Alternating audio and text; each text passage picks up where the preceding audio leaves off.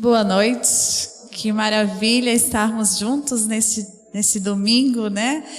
Reunidos para o estudo mais de 4 capítulos do livro do Grande Conflito. É um livro muito bom para aqueles que não leram. Faço votos para que leiam, né? Um livro muito bom, maravilhoso, que conta desde os princípios daqueles reformadores, como vocês estão acompanhando, até as tentações que enfrentamos, o grande combate, o grande conflito, a luta entre o bem e o mal. E hoje eu gostaria de começar com os irmãos abrindo na Bíblia, no livro de Romanos, no capítulo 11, no versículo 33, que diz o seguinte: ó profundidade da riqueza, tanto de sabedoria como do conhecimento de Deus. Quão insondáveis são os seus juízos e quão inescrutáveis são os seus caminhos. Deus, em sua infinita bondade e sabedoria, Ele criou um mundo perfeito, não somente o nosso, né, com Adão e Eva, mas outros planetas, outros mundos, e também o céu, com seres celestiais, os anjos, né? Mas hoje nós nos deparamos com um mundo decaído, um mundo em pecado. Ao estudarmos a palavra de Deus, nós entendemos, né, como que originou, como que o pecado veio entrar nesse planeta. Com a desobediência de Eva, né, como nós sabemos, o mal passou a existir. Mas ele não veio neste mundo. Ele foi originado antes mesmo da criação. Lá no céu, um anjo se rebelou contra Deus e o seu amor, né? Muitos veem, hoje em dia, a obra do mal, com a sua dor, as suas perdas. Muitas pessoas tendem a culpar a Deus por todo esse sofrimento. Como um Deus de amor, de infinita sabedoria, poderia deixar que o mal viesse a existir. Mas Deus, Ele não é, né? Ele não é responsável pelo pecado. E é impossível explicar a origem do pecado de maneira a dar um motivo para a sua existência. No entanto, nós temos a condição de entender o suficiente sobre o início do pecado e sobre o seu fim definitivo para demonstrar com toda clareza e justiça a bondade de Deus. Tentar explicar o pecado é dar uma desculpa, um motivo pela sua existência. E o pecado, ele é um intruso cuja presença ninguém é capaz de explicar. Antes do início do pecado, havia paz e alegria em toda parte do universo. O amor a Deus era supremo e o amor de uns para com os outros altruísta. Cristo, o unigênito de Deus, era um com o Pai eterno em natureza, caráter e propósito. Como a lei do amor é a base do governo de Deus, a felicidade de todos os seres criados depende de sua harmonia voluntária com esses princípios da justiça. O Senhor, Ele não sente prazer na lealdade forçada e concede a todos a liberdade de escolha para que possam optar por servi-lo de maneira voluntária. E assim Deus, Ele concedeu também aos seres celestiais, a toda criatura que Ele criou, a liberdade de escolha. Porém, um dos seres criados, lá no livro de Isaías, diz, né, que você foi ungido como um querubim guardião, pois para isso eu o designei. Você estava no Monte Santo de Deus e caminhava entre as pedras fulgurantes. Você era inculpável em seus caminhos, desde o dia em que foi criado, até que se achou maldade em você. Seu coração se tornou orgulhoso por causa de sua beleza, e você corrompeu a sua sabedoria por causa do seu esplendor. Você pensa que é sábio, tão sábio quanto Deus. Você que dizia, subirei aos céus, erguerei o meu trono acima das estrelas de Deus, e me assentarei no monte da Assembleia. Subirei mais alto do que as altas nuvens, serei como o Altíssimo. Cobiçando a honra que o Pai dera ao Filho, esse príncipe dos anjos queria o poder que só Cristo podia usar. Então, você vê que um ser, ele quis se tornar como o Criador, quis se tornar como o próprio Jesus. E ele começou a ter inveja do próprio Cristo, querendo usurpar o seu lugar, querendo elevar o seu trono acima do de Deus. O orgulho alimentou seu desejo de supremacia. A elevada honra que Deus dera a Lúcifer não o tornou grato ao seu Criador. Ele queria ser igual a Deus. Então Deus o colocou numa posição tão elevada que, ao invés de ele ser agradecido por isso, ele se tornou orgulhoso. Ele queria mais. Ele queria ser como Deus. E tudo isso começou a contaminar também e trazer o descontentamento no céu. Ele começou a fazer tais argumentações entre os anjos, de que Deus não era justo, de que Deus não dava liberdade para eles para que eles pudessem fazer o que quiserem. Deus deu a sua lei, e que a sua lei era imperfeita, que não era difícil de ser seguida. E ele começou então a disseminar esses enganos entre os próprios anjos. Ele alegava que não estava tentando se exaltar, mas buscando obter liberdade para todos os seres celestiais, a fim de que cada um deles pudesse alcançar um nível superior de existência. Vez após vez, o Senhor lhe ofereceu perdão, e se ele se arrependesse e fosse submisso, Deus fez esforços, somente o amor infinito é capaz de empreender para convencê-lo do erro.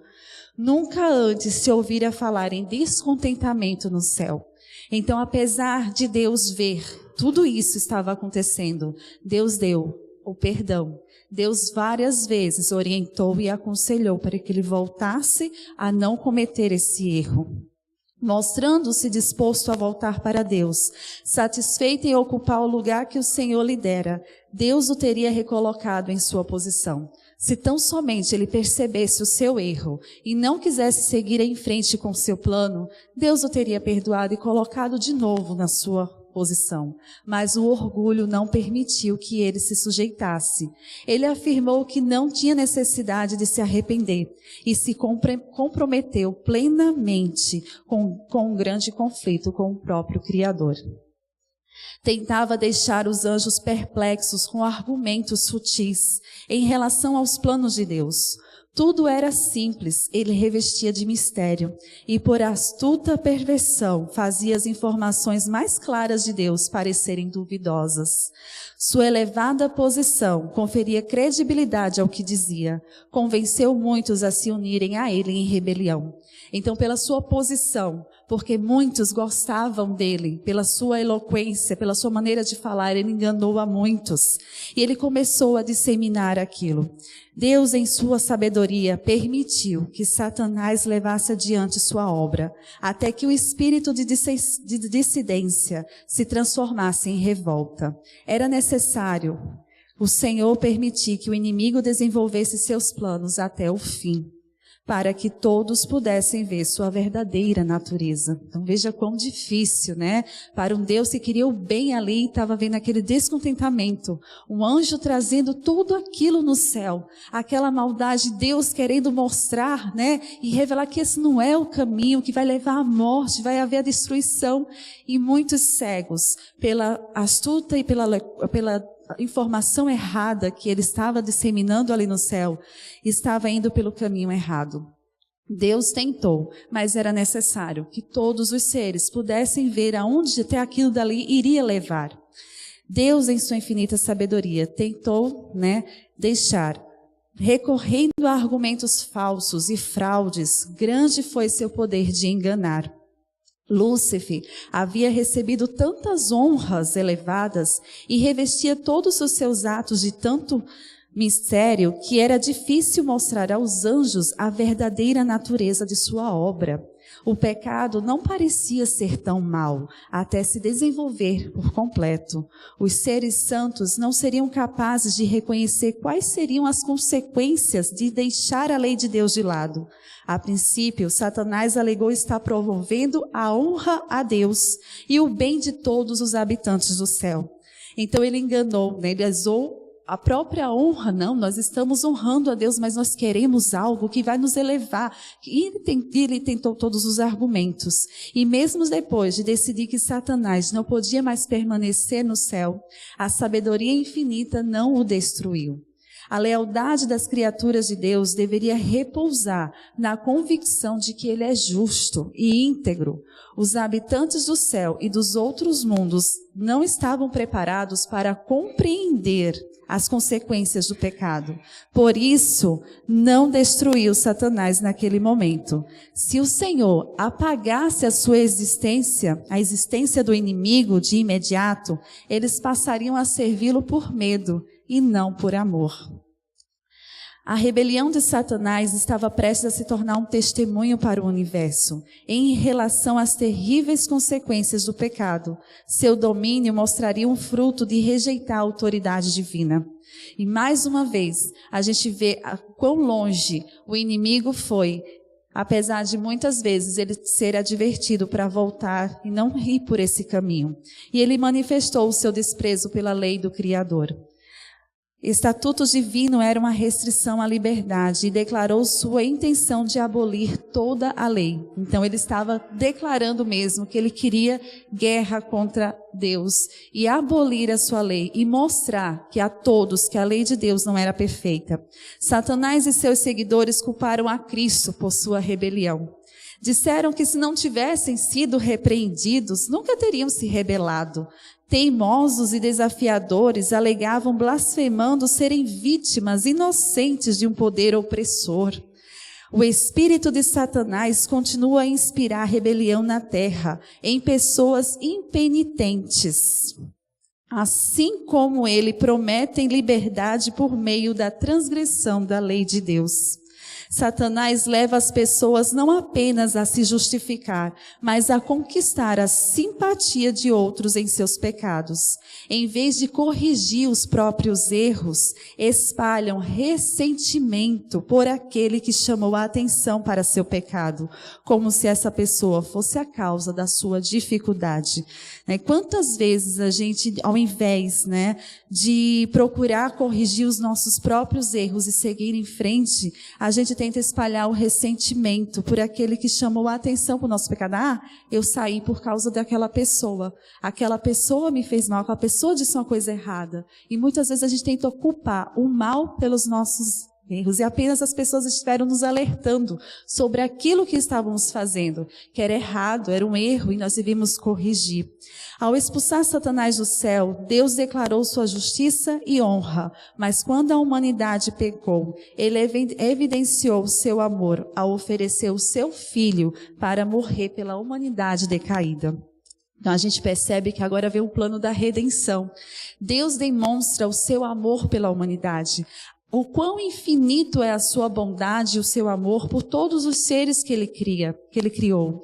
E então, Deus demonstra mais uma vez que não abandonou o ser humano. Ele deixou o pecado ir para mostrar a todos o quão é errado seguir o caminho que vai de desencontro com a palavra de Deus, para que todos saibam que aquilo não deve ser mais existente na sua vida, que amar a Deus é o melhor de tudo. Finalmente, a culpa de Satanás apareceu com mais clareza e sem desculpa. Ele havia revelado o seu verdadeiro caráter. Todo o céu viu a justiça de Deus revelada. Lúcifer havia argumentado que a humanidade estava além da possibilidade da redenção. Contudo, a pena da lei recaiu sobre aquele que era igual a Deus. Os pecadores agora estavam livres para aceitar a justiça de Cristo e, por arrependimento e humildade, triunfar sobre o poder de Satanás. Para redimir a humanidade, para demonstrar para todos os mundos que a lei de Deus é imutável, Cristo veio morrer para nos salvar, para redimir a humanidade e para demonstrar a todo mundo a justiça e a misericórdia de Deus. São o fundamento do governo de Deus. No juízo final ficará claro que não existe nenhuma causa para o pecado. Quando o juiz de toda a terra perguntar a Satanás: por que você se rebelou contra mim? O originador do mal não terá desculpas para oferecer. O mal nunca mais se levantará novamente. A lei de Deus será honrada como a lei da liberdade. A criação testada e provada nunca mais vai se afastar da lealdade àquele que demonstrou o seu caráter. Consiste em amor inescrutável e sabedoria infinita. Então nós, seres humanos, somos provas vivas, né, do quão o pecado ele faz e destrói as nossas vidas. O quão o pecado faz com que nós soframos. Nós vivemos num mundo que causa dor, né? E no capítulo 30 agora, mostra lá em Gênesis, no capítulo 3, versículo 15, que apesar do pecado ter entrado no mundo, Deus deu a promessa de que porém inimizade entre você e a mulher, entre a sua descendência e o descendente dela. Esse lhe ferirá a cabeça e você lhe ferirá o calcanhar. Se Deus não tivesse interferido, Satanás e a humanidade teriam formado uma aliança contra o céu. E toda a família humana teria se unido em oposição a Deus. Quando Satanás ouviu que existiria inimizade entre ele e a mulher, entre a sua descendência e os descendentes dela, soube que de alguma forma os seres humanos seriam capacitados de resistir ao seu poder. Então Deus deu essa bênção para nós de podermos resistir, de não termos o amor ao pecado. Cristo implanta em nós a resistência contra Satanás. Em sua graça conversora e em seu poder renovador, continuaríamos sempre a ser servos de Satanás, se não fosse essa resistência, essa inimizade. O poder que Cristo nos dá capacita-nos a resistir ao tirano, odiar o pecado em vez de amá-lo, revela um princípio que vem completamente do alto. Todo aquele que resiste à tentação desperta a ira de Satanás. Então, quando nossa vida não está um mar de rosas, saiba que você está no caminho certo. Porque quando nós estamos, está tudo bem, aí você deve desconfiar. Porque o inimigo não está trabalhando na sua vida, é porque você não está agindo. Porque tudo aquele que resiste à tentação desperta a ira de Satanás. Satanás não vai estar feliz conosco. Quem prega a sua mensagem, quem dá um estudo bíblico, quem está falando, quem está atuando na igreja dele, ele não está contente. Ele está nesse exato momento nesse local. E ele tenta, em todas as maneiras, tomar a sua decisão. Desistir de você atuar na igreja, te esmorecer, enfraquecer a tua fé. Porque esse é o plano dele, é essa a intenção dele. Cristo e Satanás nunca entrarão em harmonia. Todos os que desejam viver piedosamente em Cristo Jesus serão perseguidos, serão odiados. Os representantes de Satanás tentam enganar os seguidores de Cristo e atraí-los para longe da lealdade a Ele. Distorcem as Escrituras a fim de alcançar seu objetivo. O Espírito que condenou Cristo à morte move os ímpios a destruir os seguidores de Jesus. Tudo isso foi prefigurado naquela primeira profecia. Porém, inimizade entre você e a mulher, entre a sua descendência e os descendentes dela. Por que Satanás não demonstra maior resistência? Por que então Satanás não tem resistência sobre todos nós? Porque muitos dos soldados de Cristo têm pouca conexão real com Ele. Quantas vezes nós esmorecemos? Quantas vezes nós não vamos à igreja, ou não vamos fazer um trabalho missionário, não somos atuantes? Porque nós esmorecemos, porque nós não estamos em plena conexão com o Espírito Santo e com Deus, conectados no único propósito, que é de salvar a todos e salvar a nossa família. E muitas vezes nós deixamos ser levados pela vida cotidiana. Esse inimigo alerta, introduz sua presença em cada lar, em cada rua, nas igrejas, nos congressos nacionais, nos tribunais de justiça. Está ocupado, causando perplexidade, engano e sedução, arruinando por toda a parte a alma e o corpo de homens, mulheres e crianças. Ele separa famílias, plantando sementes de ódio, briga, rebelião e homicídio. Todos aqueles que não são seguidores, comprometidos de Cristo, se tornam servos de Satanás. Quando os cristãos optam por se associar aos ímpios, acabam se expondo à tentação. Satanás se esconde e coloca sua venda enganosa sobre os olhos das pessoas. E seguir os costumes do mundo converte a igreja ao mundo. Nunca o mundo a Cristo. A familiaridade com o pecado fará parecer menos repugnante. Quando enfrentamos provações por fazer aquilo que Deus deseja, podemos ter a certeza de que Ele vai nos proteger. Então nós temos essa promessa, que em meio a toda essa maldade, essa astúcia do inimigo de não se cansar, porque ele não dorme, porque ele está o tempo todo sondando a sua vida para te destruir. Em meio a tudo isso, Deus nos promete a proteção. O tentador costuma trabalhar com mais sucesso por meio daqueles que creem, daqueles de quem menos suspeitamos estar sob seu controle.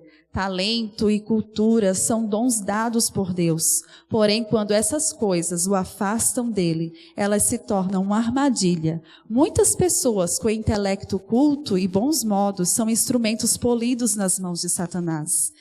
Estejam então, Deus disse, vigiai, estejam alertas. O inimigo, o diabo de vocês, anda ao redor como um leão, rugindo e procurando a quem devorar. Vistam-se de toda a armadura de Deus, para poderem ficar firmes contra as ciladas do diabo. Nosso grande inimigo está se preparando para a sua última campanha.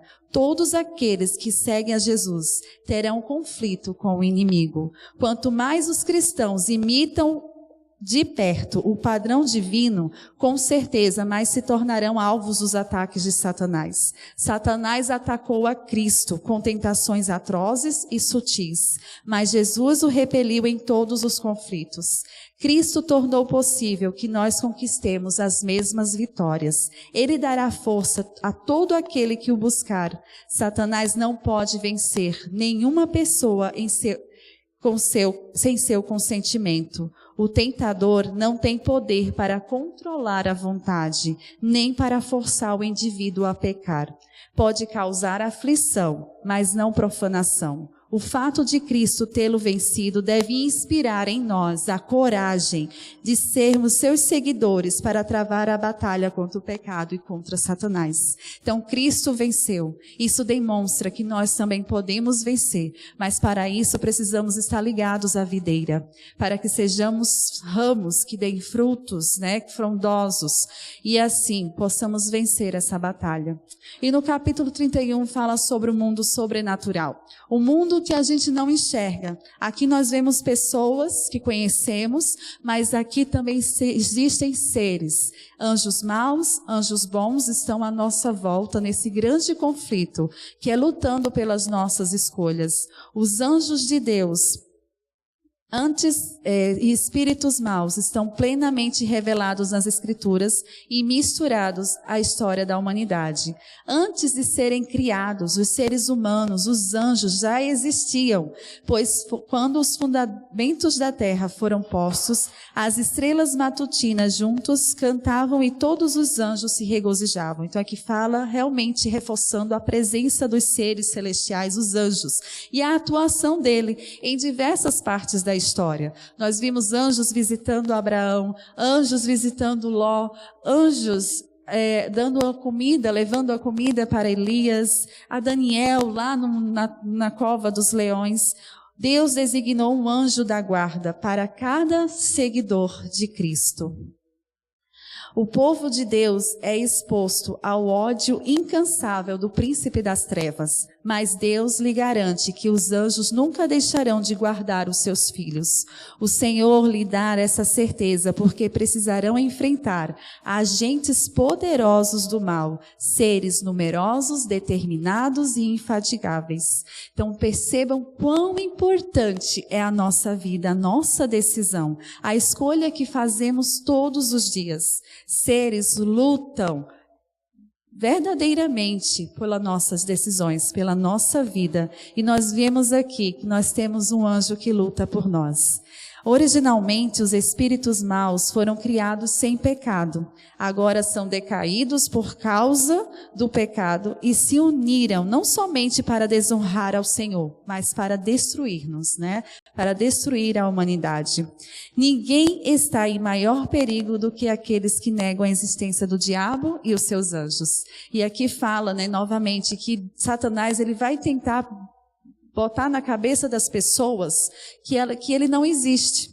Isso é coisa de história da carochinha, né? Não existe. Isso é coisa de conto de fada, Satanás. Não existe. Ele quer realmente introduzir isso na mente das pessoas. Porque as pessoas, não tendo o conhecimento da sua existência, também não terão que se preocupar em se defender, em se preparar. E a palavra de Deus, ela nos revela suas forças secretas. E isso nos coloca em posição de alerta. Então, nós podemos encontrar abrigo e libertação no poder superior do nosso Redentor. Somente em Cristo Jesus nós podemos vencer. E o grande conflito entre Cristo e Satanás terminará em breve, irmãos. E o maligno está aumentando, então, seus esforços para derrotar a obra de Cristo em prol da humanidade, porque ele sabe que o seu fim está próximo. E então ele faz o seu objetivo de manter as pessoas em trevas e rebelião, até que a ministração do Salvador no santuário termine. Quando as pessoas na igreja estão indiferentes, Satanás não se preocupa. Entretanto, quando os corações indagam, o que devo fazer para ser salvo? Ele aparece para nivelar seu poder contra Cristo e neutralizar a influência do Espírito Santo. Então o inimigo, ele se alegra quando você se acomoda, quando a igreja está indiferente, está andando naquele passo lento, mas quando a igreja procura meios de divulgar a pregação do Evangelho, de fortalecer na fé, aí sim, ele busca suas artimanhas para neutralizar a influência do Espírito Santo. Com zelo renovado, tenta pessoas a condescender com o apetite e a autogratificação. Então ele faz com que as pessoas busquem desanimar. Busca cada dia procurar que as pessoas entendam que não precisam buscar a oração e a leitura da Bíblia. E então, porque ele sabe que as pessoas, ao negligenciar a leitura da sua palavra e a oração, serão facilmente vencidas. Por isso inventa todas as distrações possíveis para ocupar a mente. Seus agentes estão sempre em atividade, quando Deus está trabalhando, acusando os servos mais fervorosos e dedicados de Cristo. Então, como a gente percebe, o inimigo, ele é incansável. E ele está trabalhando na vida de todos aqueles, principalmente dos que buscam ao Senhor. E para aqueles que honestamente desejam se libertar das dúvidas, há somente um caminho a seguir. Em vez de questionar as coisas que não entendem, devem prestar atenção à luz, que já brilha sobre eles, e receberão a luz ainda maior. Então esse é o nosso foco. Nós devemos ver Jesus, enxergar Jesus, e não para o próximo, para o erro, para as coisas que estão à nossa volta, mas para Cristo. Ele que nós devemos voltar os nossos olhos e tornar todo o objetivo da nossa vida em prol do Evangelho. O inimigo pode criar falsificações que se pareçam muito com a verdade. Seu objetivo é enganar aqueles que se mostram dispostos a receber a mentira e desejam evitar o sacrifício que a verdade requer. Mas é impossível para ele colocar uma pessoa sobre seu poder se a pessoa deseja honestamente conhecer a verdade, sem se importar com o preço. E Cristo é a verdade, a verdadeira luz que brilha sobre todos os homens. Se alguém decidir fazer a vontade de Deus, descobrirá se o ensino vem de Deus. Então, o inimigo, ele não tem poder sobre aquele que se coloca nas mãos do Senhor, sobre aquele que coloca sobre a proteção de Deus, porque Deus o protege e ali ninguém toca. O Senhor permite que o seu povo passe por ardentes tentação, né? E muitas vezes a gente volta àquela primeira questão que eu trouxe aqui no sermão. Por que então Deus permite, né, que tudo isso aconteça? Porque aqui fala que Deus permite que seu povo passe por ardente tentação, não porque ele aprecia a angústia, mas porque ela é essencial para a nossa vitória. Seria incoerente com sua glória, protegê-lo da tentação, uma vez que o propósito da prova é preparar para a resistência a todos os atrativos do mal. Nem ímpios nem demônios são capazes de eliminar a presença de Deus no meio de seus filhos, e estes confessarem seus pecados, abandonando-os e clamando suas promessas. Então, o inimigo ele não pode atuar na vida daqueles que realmente desejam se colocar na mão de Deus, entregando e confessando os seus pecados e abandonando-os e clamando por suas promessas. Então, conseguirão resistir com sucesso a toda tentação aberta ou secreta, não por força nem por violência, mas pelo meu Espírito, diz o Senhor dos Exércitos. E esse foi o que tratou esses 4 capítulos, né?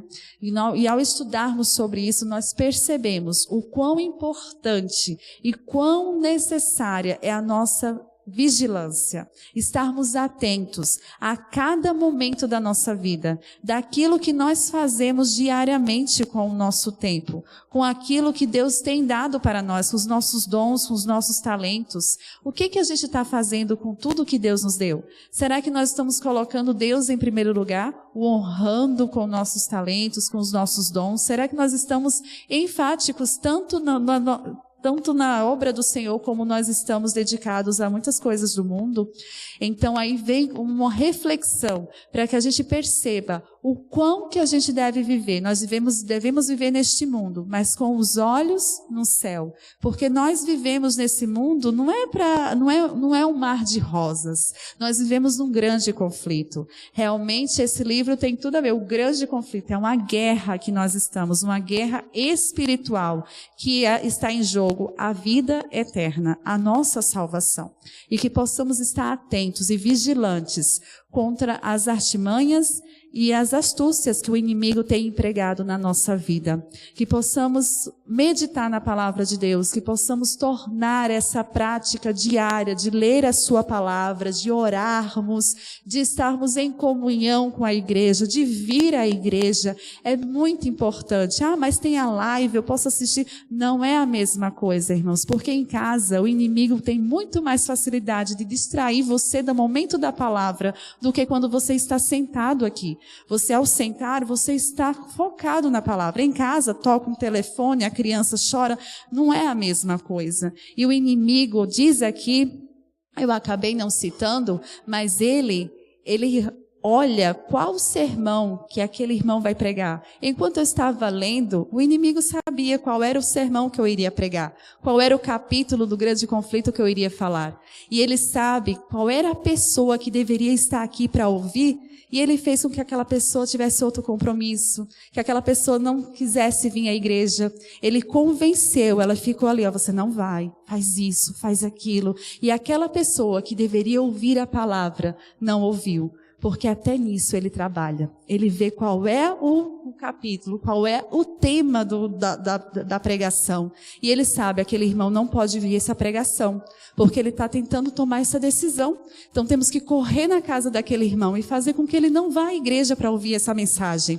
E aí nisso nós devemos ser vigilantes. Por isso que é tão importante a gente buscar ao Senhor e não deixar de vir congregar, buscá-lo, ouvir as mensagens que Deus tem preparado, porque essa mensagem pode trazer a sua salvação. E talvez aquela que você deveria ter ouvido, não ouviu, poderia ter trazido mais forças para você e às vezes você pecou porque perdeu aquela pregação. Então não deixe, não os esmoreça. Fique vigilante, porque nós estamos numa luta entre o bem e o mal, e a recompensa é a nossa salvação. Que Deus abençoe a cada um dos irmãos, e que tenhamos essa convicção de que podemos estar neste mundo, mas com os olhos no céu.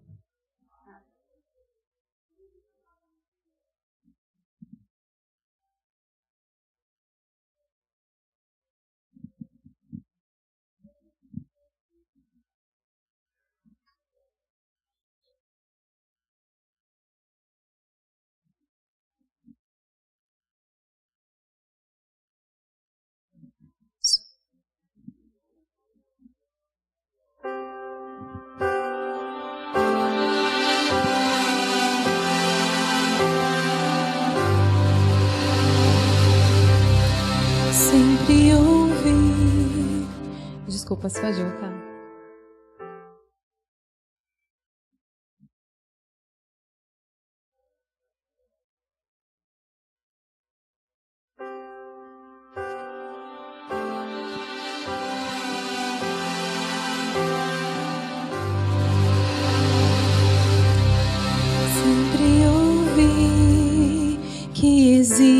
existe um céu que meu Jesus preparou pra mim, mas nunca pude imaginar o que estava me esperando neste meu novo e lindo lar.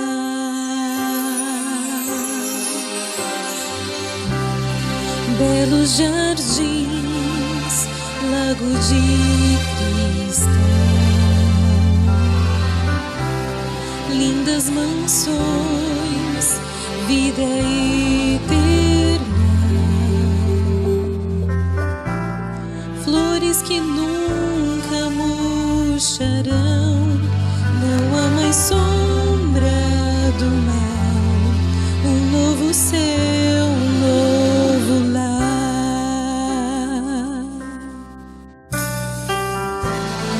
Eu não preciso mais sonhar,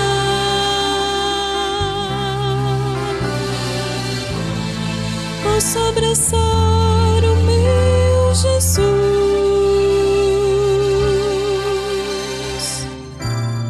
posso tocar em suas mãos, ver as feridas do amor, eterno amor que me salvou.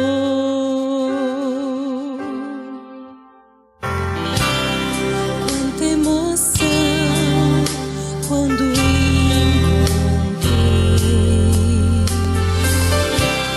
amigos e irmãos por quem sempre orei,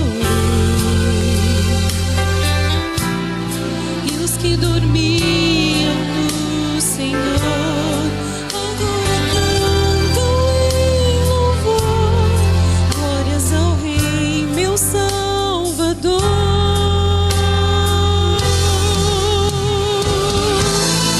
Eu não preciso mais sonhar,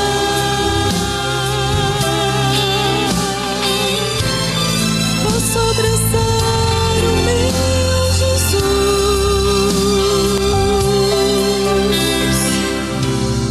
posso tocar em suas mãos, ver as feridas do amor, eterno amor que me salvou. Eu não preciso mais sonhar,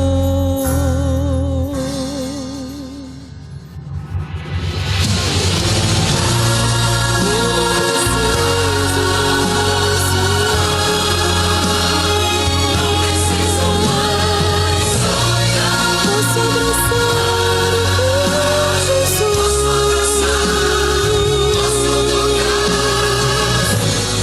posso tocar em suas mãos, ver as feridas do amor, eterno amor que me salvou, eterno amor que me salvou.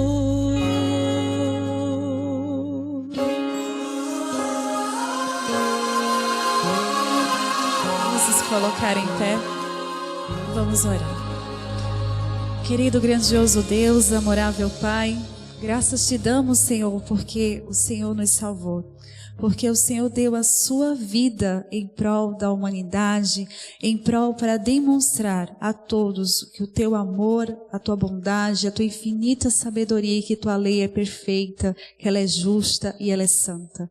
Obrigado, ó Deus, por termos o discernimento de que nós vivemos neste mundo e travamos uma batalha pela nossa vida, pela nossa decisão, pela vida eterna. Bem sabemos, Senhor, que o Senhor está prestes a voltar e que o Senhor deseja ter o maior número possível de pessoas para estar contigo. E nos ajude, Senhor, a cada dia escolhermos ser teus, escolher estarmos conectados a ti. Que possamos, Senhor, nunca negligenciar o estudo da palavra, deixarmos de orar. Ó Deus, fortaleça em nós essa missão, essa certeza de que devemos, a primeira coisa a fazer ao sair da cama, não é correr porque estamos atrasados, mas é cair de joelhos, prostrados, buscando a tua proteção e o teu cuidado por nós, porque nós estamos, Senhor, expostos às artimanhas e às tentações do inimigo, mas sabemos que o Senhor nos protege quando colocamos inteiramente em tuas mãos. Nos ajude, Senhor, a buscarmos estarmos ligados e conectados contigo diariamente e com isso vencermos as lutas que passamos e somos tentados a cada dia. Fique, Senhor, com cada pessoa que aqui se encontra, com suas famílias, que possamos, Senhor, testemunhar e se levantarmos para sermos teus filhos e missionários, divulgando e anunciando a tua breve volta. Trabalha, Senhor, em nosso coração e nos use. É o que nós te pedimos e te agradecemos em nome de Jesus. Amém. Amém. Uma boa noite e que Deus abençoe a todos.